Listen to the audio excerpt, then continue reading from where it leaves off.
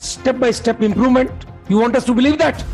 All right, we direct registration of FIR immediately against your officials. We direct the entire police station to be placed under suspension. आज high court के जज ने लगा दिया है तमिलनाडु सरकार सहित वहां की प्रशासन को वार्ड।